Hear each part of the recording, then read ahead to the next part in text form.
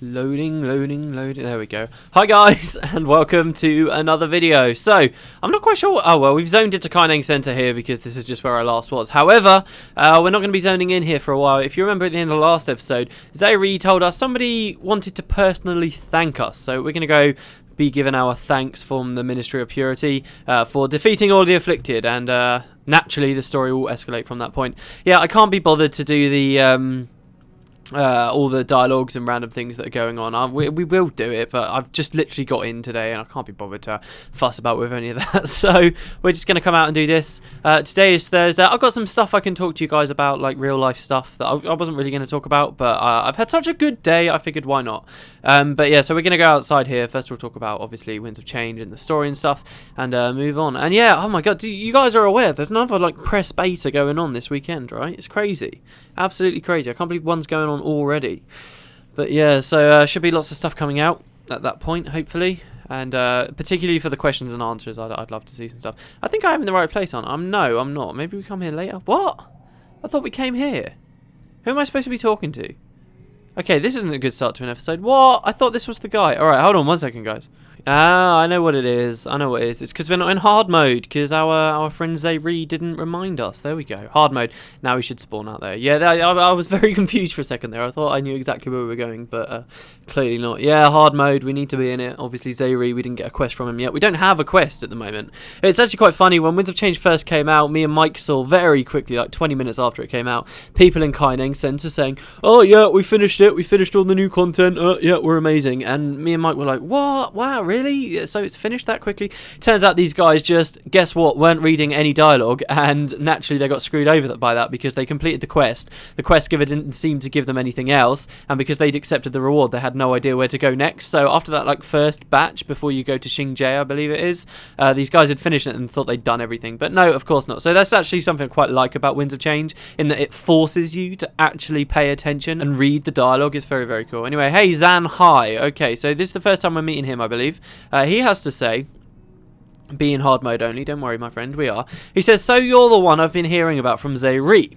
We can talk later." Oh, okay, so we're not being thanked, no. Right now we've got a situation on our hands, really? What? I don't doubt your familiarity with the Ampha, or the role they've had in spreading the plague. Ah, yes, do you guys remember this? We did a long quest chain, we joined the Ampha at one point, for the purpose, not because we just wanted to be in a gang, but it was for the purpose of infiltrating them and finding out what they were up to. The Ampha loved the affliction. They loved what it was doing to the city, and they purposely began to afflict themselves, believing that they would make them more powerful. And in some ways, I guess they were right. This is what that whole quest chain to do with the Chalice of Corruption was to do with. And in fact, Winds of Change, it does go into some extra detail on certain things, and the Chalice of Corruption actually is one of them. So, we're not going to be fighting afflicted. It looks like we're going to be dealing with the Ampha, who at the end of the day, really, we have to blame for a lot of how widespread the afflicted infection became. So, yeah, I can see this. So, we've received points of an Ampha Courier headed towards pier with a heavy escort and carrying something suspicious. Given that is happening now, it's safe to assume the worst. We need to know what is in that case, and we need it destroyed. Most of the ministry's busy with reconstruction efforts and training the surge of new recruits we've received. We're closest to the situation, so we should deal with it. And with me along, we really don't need the others. Let's leave now. Okay, alright, well, I love solving mysteries, especially with Force. This sounds like a case for someone else. I swear, today I had KFC, and now I feel like there's just so much saliva in my mouth. I'm sorry if you guys can hear that. Sometimes when I'm editing, I've noticed it a lot lately. I'm a little bit worried about it. I never used to be so bad. But you always hear these weird breaks like in my speech all the time recently. Have you guys been picking up on that? That's usually me trying to clear saliva out of my mouth. I don't know what it is. It's not like I'm hungry while I'm recording these days. It's just very, very odd. Anyway, we're going to go out into the pier. And if I've got the skill, let's have a look. I think I do have the skill because I did it in normal mode. Yes, I do. We have you move like a dwarf. So what I can do here is I'm going to show you the legit way, because you definitely miss dialogue if you do it the wrong way on this one. But I'm also going to show you a and kind of a cheat way, I suppose you could say, of completing the quest, which is actually really cool. And we figured out when we played it ourselves, like never read any guides or anything. I looked on Wiki before filming today, and it turns out it is listed there as a way of completing the mission. So you go there was a courier at the top of the stairs. He's up there and now he's running off. Zanhai's here and he says, "There, the courier's ahead. Stop him before he reaches the ship. I remain here to cut off their reinforcements from behind." And the courier says, "All that you've done means nothing, absolutely nothing." So pitiful. So I guess we can assume he's doing something to try and bring the plague back. But yeah, the whole goal of this quest is to kill that courier, right? He's just there. He seems to be, oh no, he's definitely not alone. Yeah, so the whole way through this quest, it actually feels a bit dickish with how severe ArenaNet did this. You will, as you're running through, constantly be barraged by hundreds of Amphat that just pop out of nowhere. In fact, it's quite funny, if you do just like make a beeline for the Amphat and just keep making them run further and further away from you, you will spawn so many Amphat in around your team. It's not even funny, because this whole explorable area here, it's essentially just made up of small winding pathways, right? So you'll find that you spawn some Amphat on this location, and then they'll spawn up next to you. They'll just be all around you, where there's not much to move, and the paths keep winding around on themselves. You're pretty quickly going to wipe. So really, it's set up so that you have to go and fight this Amphat, and you've got to keep chasing him all the way through, and you end up fighting a lot more than you'd expect. Well, mind you, you get used to the tricks. You realise what ArenaNet are doing after like the third encounter, and then you very quickly realise you're probably going to be fighting a hell of a lot of stuff the whole quest. But this is kind of what this quest supposed to be, and I'm going to show you guys it properly. There is a way, however, as you might be imagining, to actually get up there and kill the courier before he runs away. And what that means is you will complete the quest in an instant. Wiki actually says you can do it with just 2 skills. The way me and Mike originally did it was a bit more elaborated than that, which I'll talk about obviously when we start doing it. But hopefully I can pull it off on screen for you guys, which should be cool. But yeah, so they're going to keep speaking. The courier will just keep shouting at us, basically, and being a dick as we're running through. He says, "What kind of fool runs blindly to his own death? You've made a mistake by coming here. These are not your lands, and these are not your affairs." These are my lands and my affairs. I'm Canthan, man. See, it's weird. Are they assuming we're just like the prophecy's hero or what? These are not your lands or your affairs, but you've made yourselves our problem, so now we're going to have to deal with you. I'm sure you are. So that's kind of what's going to be going on here. I'll just keep reading out dialogue as we go through. The thing, I wasn't going to talk about this like on the channel, really, because I mentioned it before and everyone was like, "Oh, I'm really sorry," and I didn't really feel like I needed anyone apologising, because it didn't really bum me out that much. But anyway, some of you might be knowing I'm on an apprenticeship, right? That's kind of what I'm doing right now. To complete the apprenticeship, I need to complete a placement at a company, in actual work somewhere, okay? So for the past month or so, 2 months maybe coming up on, I've been looking at, while I've been at work, I've been looking for a place to secure a placement. Oh, why are they killing us so fast? I think the key to fighting in these battles is to be able to get the good hits off while they're still spawning down, because while they're spawning there's a good 5 seconds where you can damage them but they're not actually actively fighting you, and that's the key. It's at that moment you want to do as much damage as you possibly can to the Amphat. We might have just over aggroed though or something, I don't know, it doesn't look like it. Anyway, yeah, so I've been looking for a placement. A while ago I thought I'd secured one, and I went for an interview at a company, and I told you guys about it on the channel, and I never got the job after the interview, and everyone was like, "Oh, I'm really sorry about that." It doesn't actually bother me that much. I didn't really want that job in the first place anyway. But I've had a few interviews and a few different prospective things that I've been going for, and I've turned down a few jobs, and I've been turned down from a few as well. I haven't really talked about it because I've kind of been like, "Oh, I don't want people thinking that, you know, I'm just being this massive failure and everything's going wrong," because it's really not like that at all. Anyway, so recently there's been this kind of big one, a really good company coming up that's got offering a lot of really good opportunities. I don't really want to go into the specifics. Anyway, today I was actually off work. I went for like a full day kind of induction thing at the company, followed by, yeah, you see here where I just ran forward? Bad move. Look at how many things I just spawned there. Today, yeah, I went for like a full day interview and induction thing at the company, and it went really well. So the reason why I'm telling you guys is that I'm pretty sure I've got this job. I might not, and I'm going to look like a complete douchebag, which is why I said to myself, really, I didn't want to mention it. Yeah, look, we've over aggroed like mad. You've got to be careful in this last bit here. But yeah, so basically I'm telling you guys this because this job is actually in a completely different city to where I live. Not that I live in a city, but it's a way away. I don't actually drive at the moment, so it's kind of affected the amount of time I'm going to have to do all this kind of stuff. Once again, whenever I've talked about this on the channel, I've said I'm going to try my very best. I've got all my plans. You all know how many plans I've got. I've been mentioning them like constantly these past few weeks while we've been doing this.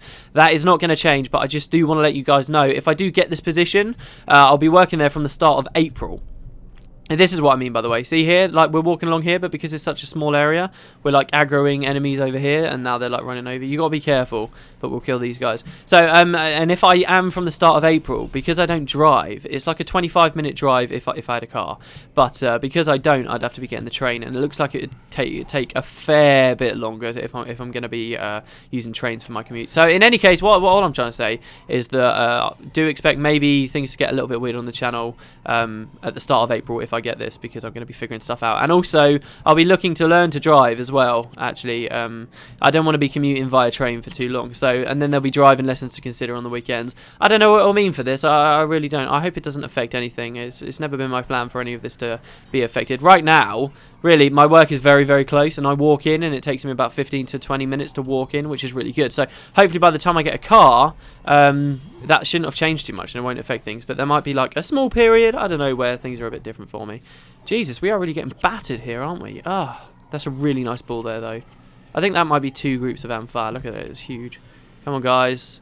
Get in here. Come on, help me kill these guys. Please, res me. Yes, that's good. They've been panicked. Come on, this is the moment. This is the moment. Oh, look at all the mistrust. Ah, it's beautiful. This is really where the Underworld build shines.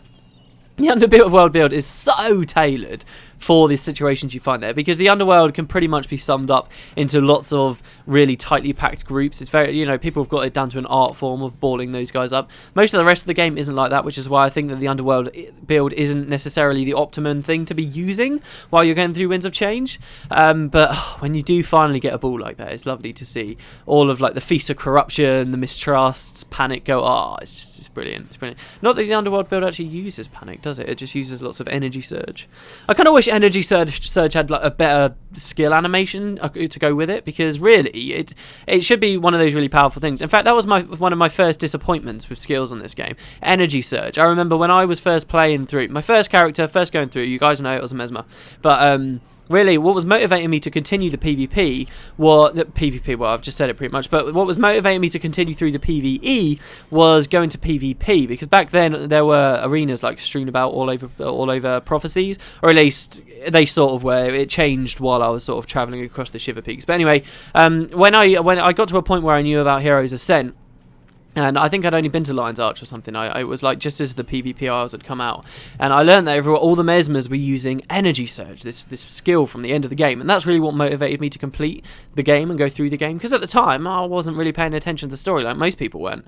But I got to the end for that reason, got Energy Surge. And I remember being really disappointed. I was happy that it was this powerful skill that I could have. But it just didn't seem to, like, it didn't really click with me. It didn't have an amazing animation. And it was just a little bit disappointing. I do remember that really clearly.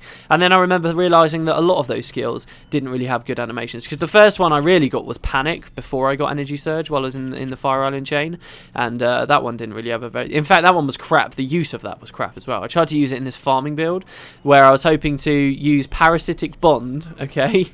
Right, and if you guys know much about hexes or conditions and stuff, I was trying to use Parasitic Bond, and then the description for Fevered Dreams back then was you'd cast it on a target, and whatever conditions were on that target would spread to everyone in the area. So Parasitic Bond was a Necromancer hex that put degen on a single enemy, but gave you regen the same as that degen, so it was like you were sucking life out of them. And my first ever attempt to build my own farm build or something was I was gonna get Parasitic Bond and then Fever Dream, and I thought that would then copy Parasitic Bond across to everyone, and I'd have massive regen and they'd all be degenning out, and it would be this amazing thing. And I remember trying it. I was trying it outside of Fisherman's Haven. That was the first place I ever did it. And it failed massively. And then from that point on, I was really disappointed with that elite skill as well, because I could never figure out a use for it, because I didn't understand back then the distinction between hexes and conditions. Anyway, so for this quest, you then pick up this Amphar case, okay? And by picking up the case, you complete the quest, okay? And you can go back. What did he say, sorry, right at the end? Or did we already get all of this? No, that was all the dialogue, so there you go. Right, but what you can do... I'm going to kick myself if this doesn't work, if I can't get this to work now, because I'm going to try it how Wiki says, which makes it sound really simple, but we'll see. So, basically, what you can do, I'm going to have to abandon the quest and re-grab it. Also, does the Amphar case actually appear in your inventory? So you could, like, sell it to people, a bit like Althea's Ashes. I doubt it does. They don't ever do that with any of the Guild Wars Beyond stuff anymore, as far as I remember anyway. Yeah, right, so... Oh yeah, and Zayri didn't even give us the quest. Right, so abandon intercepting the Amphar. We'll go back. Senji's Corner. Yeah, because we've only been recording 13 minutes anyway, so I want to give you guys a bit more time to listen. See, I don't know what I want to do for questions and answers today. I've got to talk about the gem thing, really, but I've not done that much research or read about it that much. Generally, I'm pretty happy with it. I actually kind of like it now that now you can bear in mind that anything that's ever put in that microtransaction store, players can get as long as they just play through the game enough. I think that's really cool, actually, because now you can just trade your gold into gems, and then you can use those gems to buy stuff that in other MMOs might be exclusive to paying customers, like real life paying customers. So in that regard, it's probably actually a bit of a nicer system, don't you think? I think generally people just overreacted a little bit. I think we all knew they were going to overreact, though.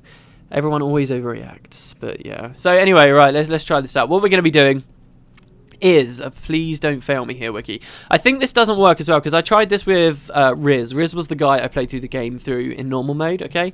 When I was playing through it with Riz, we were trying this, but he was like the one that had you move like a dwarf, okay? So our skills are going to be... What should I change, guys? Let's get... Oh, no. Brawling Headbutt might be nice. No, we don't need that. Right. Okay, so what we're going to do is have you move like a dwarf, okay? And we are going to have dash, right? These two skills are all you need. Now, he was the one who had you move like a dwarf or dash or whatever. And because he had quite a long loading screen, it seemed like this wouldn't work. So you're going to need, if you want to try this, you're going to have to be sure that when you go through that portal, it will create the instance of the area, right? Even though your loading screen might not be over yet. The faster your computer, essentially, the quicker you can get into the instance from that loading screen. What's going to happen here is if you go in through this portal nice and quickly, the idea is we're going to dash up the stairs and use you move like a dwarf instantly on the Courier. He's going to fall down, then you run around behind him and you stand in front of him, and the AI is not good enough to know to walk around you. That's body blocking him. All of his cronies will spawn, but as long as you keep him stay alive and you keep him body blocked, you can have your hero spike him out instantly and pick up the box and win the quest straight away, right in that first instance. That's the idea. However, if you wait too long, let's say the instance is created, after like 5 seconds of the instance being created, the Courier will start running off much faster. It's like there's a bit of a delay in his AI to know to run off when your character moves. The way it's set up, okay, let's be very clear about this. You go through the portal, your character will spawn on a location on the other side of the portal. The Courier won't move. He's not programmed to move until your character moves. However, if you manage to move in like the first 5 seconds that the instance has been created, there's a delay before the AI realizes that it's going to get moving. It's just a quirk of the quest. So what I'm trying to say is if your computer's quite slow and you load in and the instance has already been active for a good 10 seconds or so, the moment your character moves, the Courier's going to run away, and he's just far enough away that dash won't get you close to him.